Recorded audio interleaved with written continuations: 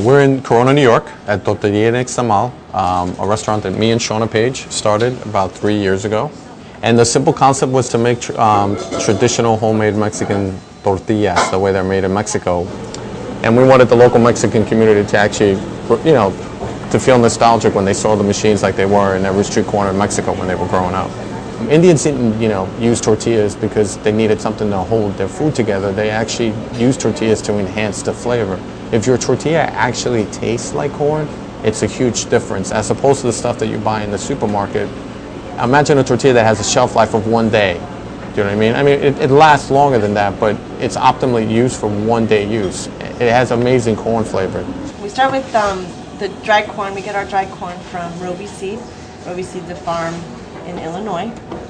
They produce white food-grade corn, and we put them in a big vat, about 500 to 1,000 pounds a day.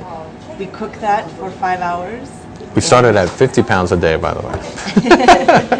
And then, so we cook it for 5 hours, and it sits for a minimum of 10 to 12 hours. Then at that point, it's called nixtamal. Your nixtamal is ready. Our guys come in at 3 in the morning. They move the corn from the cooker into a washer. We add fresh water. It rinses the corn, the residue of the lime and the outer skin, and it dumps it into the molino, or the stone grinder. The stone grinder then grinds the corn into what we call masa, or dough. As you can see, we don't add any salt, we don't add any preservatives, we don't add even any water. It's just the natural water content that's in the corn. And at that point, the masa is ready to be turned into tortillas.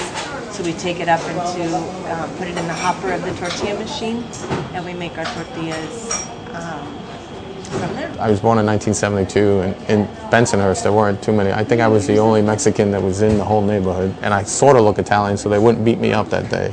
But what I like is that the Mexican kids come here and they see something.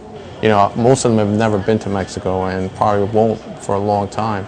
So they get to see something, and some of them bring their parents, and the parents get all excited. And I know it's like, I guess, a small way, giving back to them so they don't forget where they come from.